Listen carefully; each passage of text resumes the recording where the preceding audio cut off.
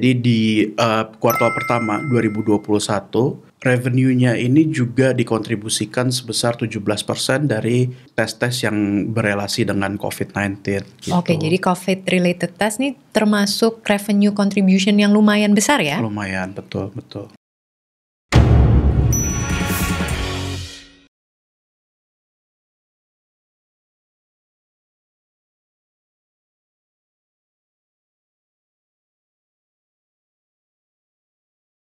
Welcome to Superstock. Hari ini di Superstock kita akan membahas satu saham pilihan dari sektor kesehatan. Sektor yang justru memiliki demand positif di masa pandemi seperti ini. Tim Research Mirai Aset Sekuritas Indonesia telah memilih satu emiten dengan kode PRDA. Seperti apa emiten ini? Langsung saja kita tanya Rizkia Darmawan selaku analis dari Tim Research Mirai Aset Sekuritas Indonesia. Halo Mas Dharma. Halo Mbak Lia, halo sahabat Mirai Aset semua.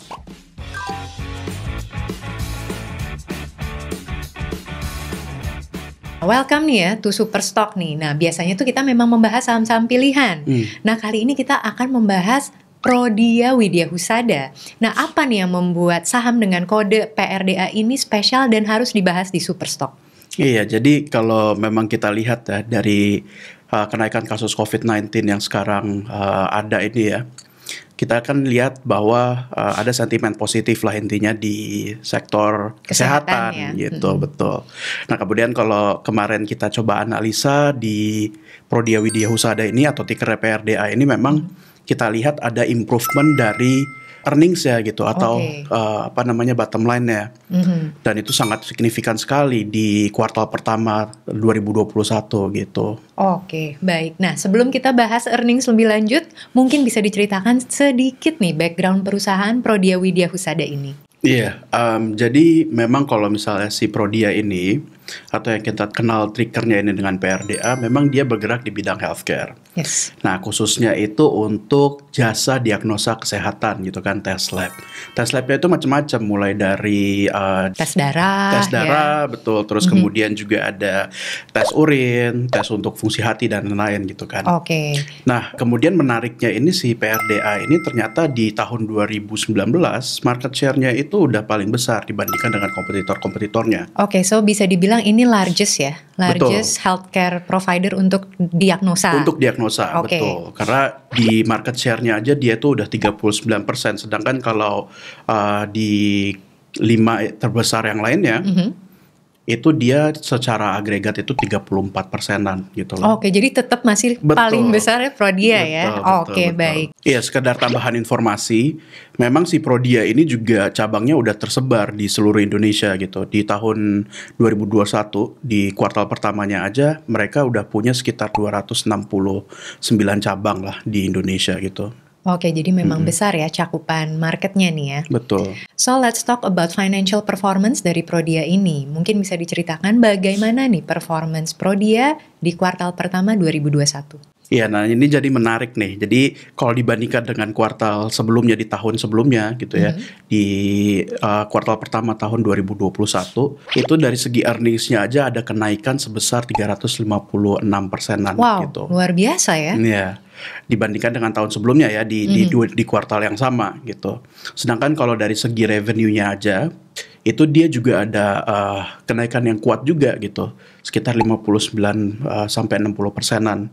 Yang tadinya di sekitar 390-an sekarang jadi ada di 625 miliar gitu. Oh, fantastis sekali ya. Iya, memang menarik banget ya kalau dilihat dari performance keuangannya, karena yang pertama si revenue-nya ini bisa kita lihat beberapa faktor-faktor penggeraknya gitu kan, kenaikan yang cukup signifikan ini.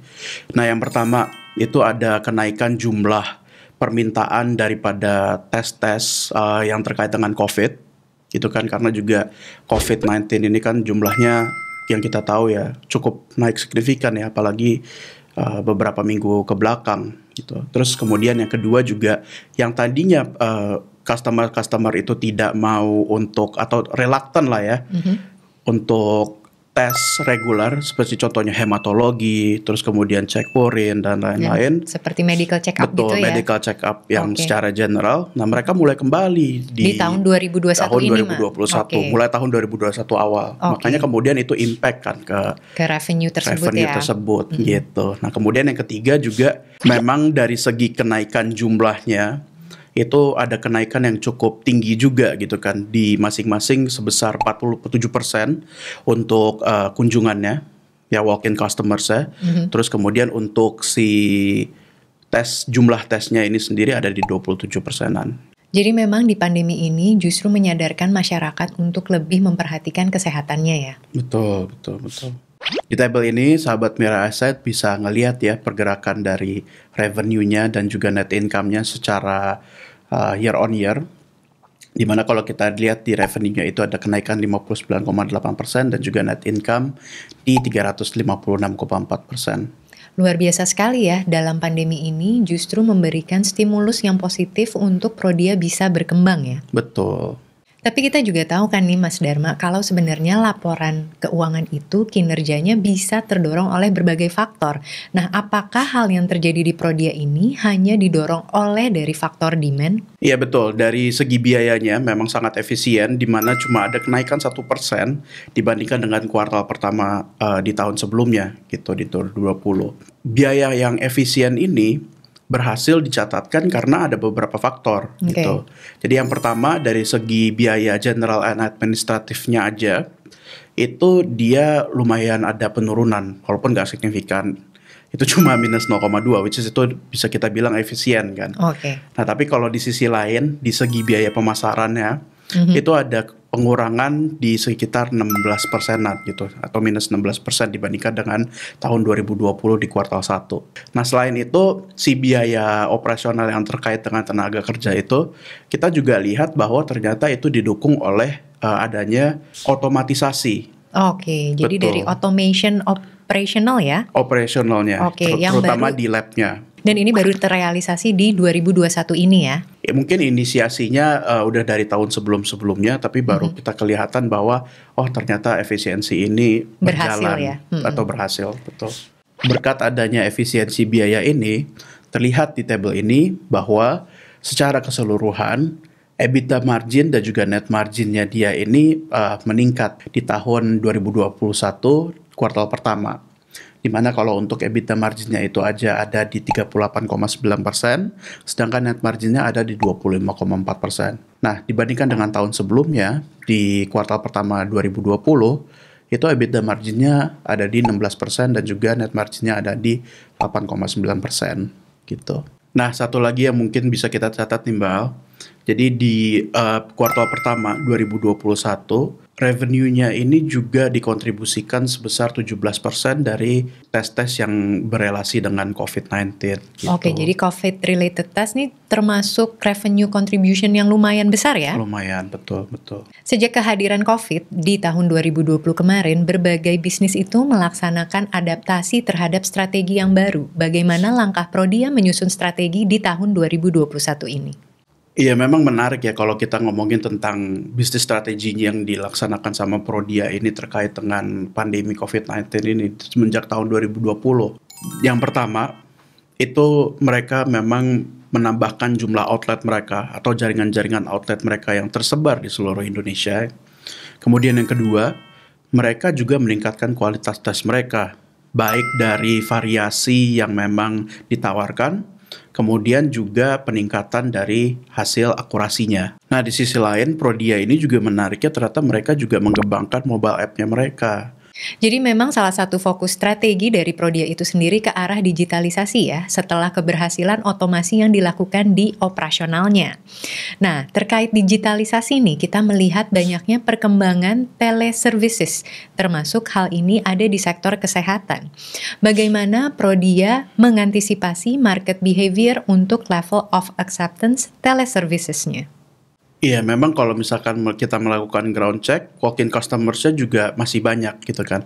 Tapi dengan adanya mobile app ini, dan kalau kita lihat ternyata ini juga cukup menarik gitu perkembangan mobile app-nya ini. Dari segi revenue-nya aja di laporan keuangannya, ternyata user yang dari mobile app-nya ini udah kontribusi sebesar sekitar 4%. Oke, jadi udah cukup lumayan ya sebenarnya. Betul, dan kalau kita lihat juga ya, sepanjang tahun 2020 sampai dengan 2021 kemarin, terutama di kuartal pertamanya, ternyata user daripada mobile app-nya ini udah berkembang juga 15-20%. Jadi ya bisa kita bilang acceptance-nya itu cukup baik dari masyarakat terhadap adanya teleservices itu, betul. Karena kalau kita lihat dari peningkatan home service-nya aja melalui app itu udah sekitar 40% gitu kenaikannya semenjak pandemi.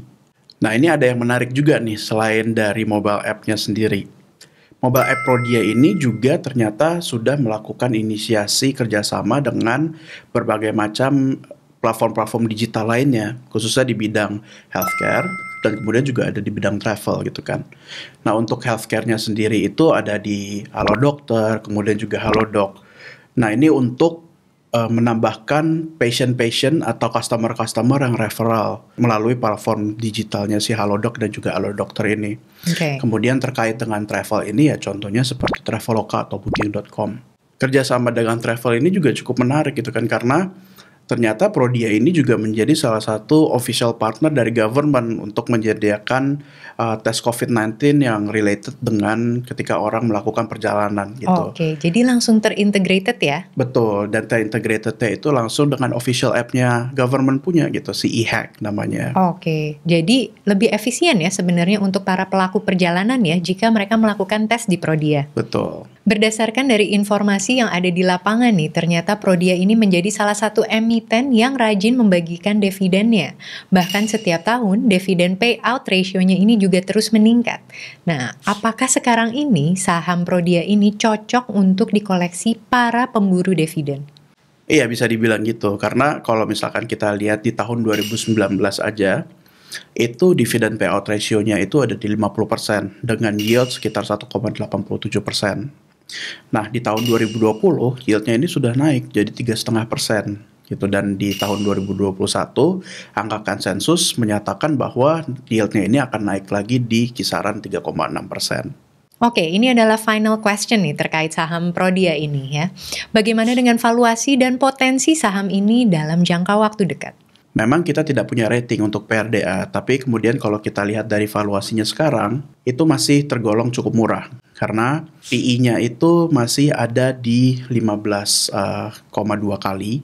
Itu dimana standar deviasinya ada di minus 0,9.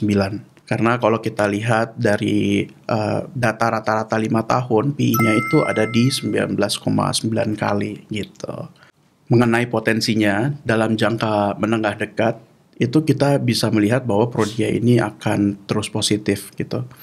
Karena dengan meningkatnya kasus COVID-19 yang ada di Indonesia, itu juga akan mendrive orang-orang untuk melakukan tes COVID-19 itu kan.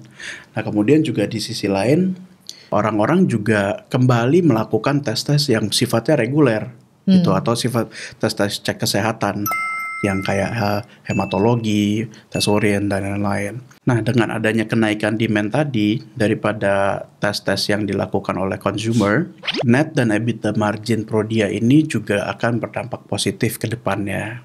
Wah, ternyata menarik sekali ya analisa saham Prodia ini. Makasih banyak ya, Dharma. Sama-sama, Mbak Alia. Emiten dengan kode PRDA masih memiliki valuasi yang sangat menarik. Tentunya sektor kesehatan masih menjadi darling sektor di masa pandemi ini. Apakah saham ini akan Anda koleksi? Nantikan terus episode Superstock selanjutnya dan happy cuan! Happy cuan!